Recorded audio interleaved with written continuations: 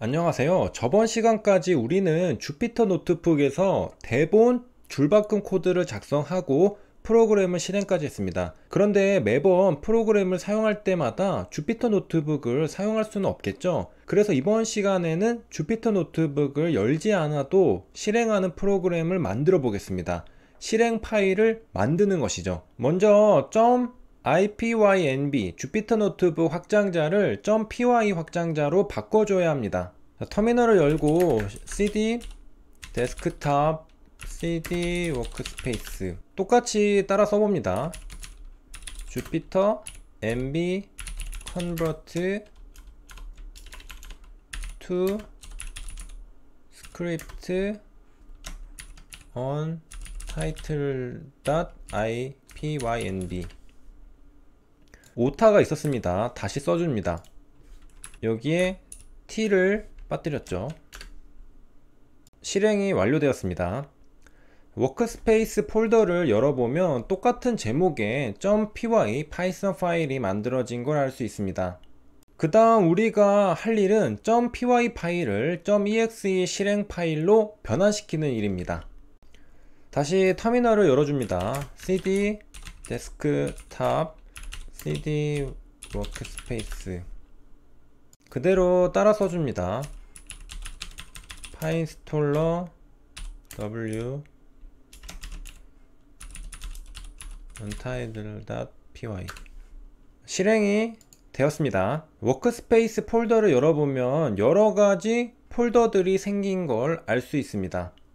이 중에 dist를 클릭하면요, 여기 untitle이라는 응용 프로그램을 찾을 수 있습니다. 더블 클릭하겠습니다. 이렇게 프로그램이 실행됩니다. 그런데 파일들이 많아서 머리가 어지럽죠. 실행 파일을 하나만 생성하는 방법도 있습니다. 다시 터미널을 엽니다. cd 데스크탑 워크스페이스 우리가 결과를 좀 더 잘 확인하기 위해 필요없는 폴더와 파일은 싹 다 삭제해 줍니다. 그리고 따라 써줍니다. 파인스톨러 wf untitled.py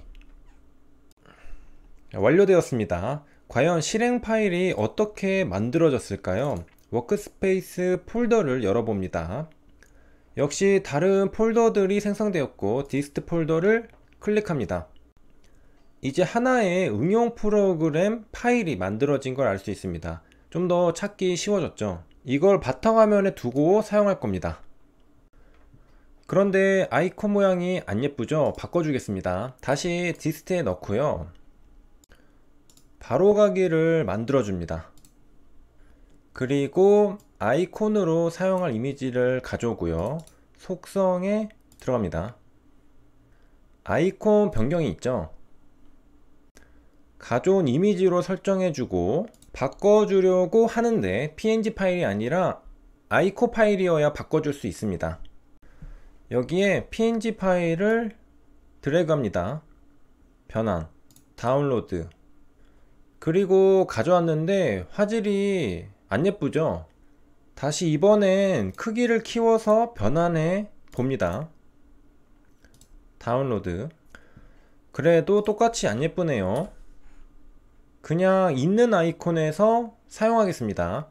이게 좋아 보이네요. A4가 두 장이 겹쳐 있는 게 대본을 자막으로 바꿔주는 듯한 느낌입니다. 적용을 누르고 확인. 그리고 이름을 바꿔줍니다. 대본 자막으로요. 이제 끝났습니다. 더블 클릭하면 곧장 실행됩니다. 간편하죠? 자, 그런데 문제가 있습니다. 대본 내보내기를 하면 자막이 저장되는 폴더 위치가 dist입니다.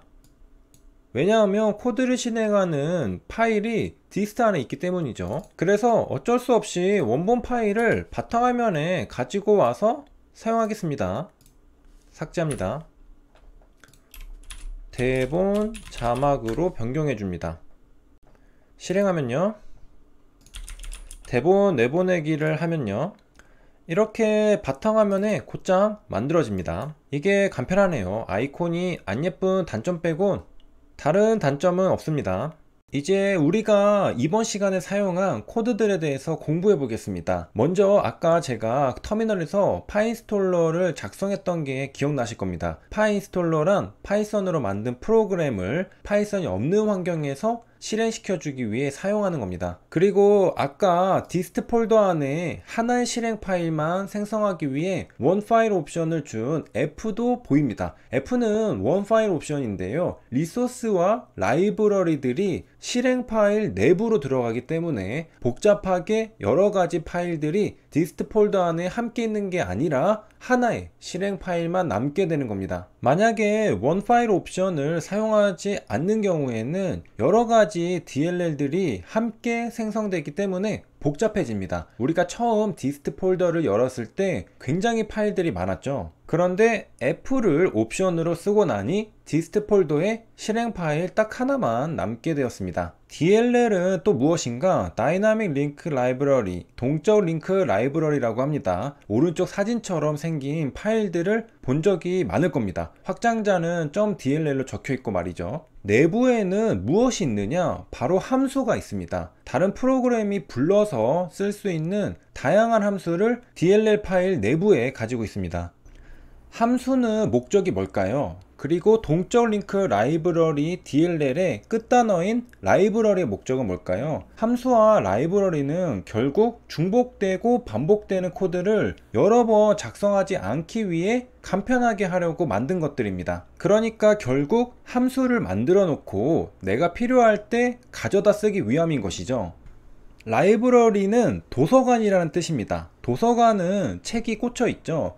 우리는 모든 지식을 우리의 뇌에 저장하지 않습니다. 도서관에 지식이 저장되어 있고 우리가 필요하면 도서관에 가서 책을 찾아보고 거기에서 지식을 꺼내와서 사용합니다. 마찬가지입니다. DLL 동적 링크 라이브러리는 프로그램을 실행할 때 만약에 프로그램이 필요한 함수가 있다면 그 함수를 제공하는 파일입니다. 그러니까 프로그램을 실행하는데 필요한 함수가 있다면 프로그램이 DLL 내의 함수에 접근하여 그것을 사용한 뒤 되돌아가는 걸 말합니다. 그러니까 다른 사람이 도서관에 와서 책의 지식을 사용하듯이 다른 프로그램이 DLL에 와서 내부의 함수를 사용하는 겁니다. DLL은 다이나믹 동적 링크 라이브러리입니다. 반면에 정적 링크 라이브러리도 있겠죠. 무슨 차이가 있을까요? 정적 라이브러리는 내 실행 파일에 전부 들어가는 거라 생각하면 됩니다. 동적 라이브러리는 외부에 구분되어 있고요. 이런 차이가 구체적으로 어떤 차이를 만들어낼까요? 프로그램을 만들고 난 뒤 그 프로그램의 성능을 높이고 싶거나 모듈을 수정하고 싶을 때 그 차이가 발생합니다. 정적 라이브러리 방식이었다면 처음부터 다시 해야 합니다. 하지만 동적 라이브러리 방식, 즉 DLL 방식이었다면 해당하는 DLL 파일만 변경하면 됩니다. 실행 파일은 건드리지 않아도 되는 거죠. 간단하게 DLL 안에 함수만 바꿔주면 되는 겁니다. 그러니까 간단하게 정리하면요, 정적 링크 라이브러리는 라이브러리가 실행 파일의 일부분이 됩니다. 그래서 수정할 때 전부 수정해 줘야 합니다. 실행 파일까지 말이죠. 하지만 동적 링크 라이브러리는 실행 파일이 해당 라이브러리 기능을 사용할 때만 DLL 파일에 접근해서 사용하고 돌아갑니다. 그래서 수정할 때 DLL 파일만 수정해 주면 됩니다. 실행 파일은 안 건드려도 되죠.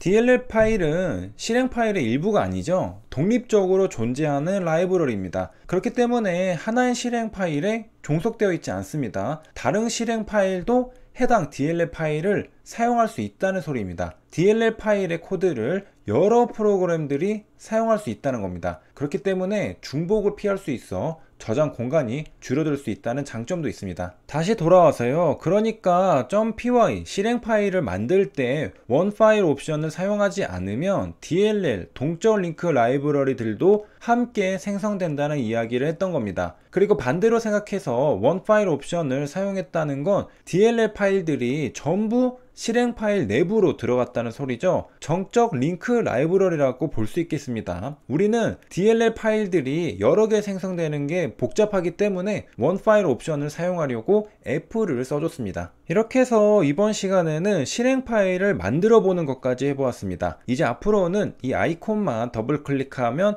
곧장 프로그램을 사용할 수 있습니다. 편리하죠? 여기까지 시청해주셔서 감사합니다.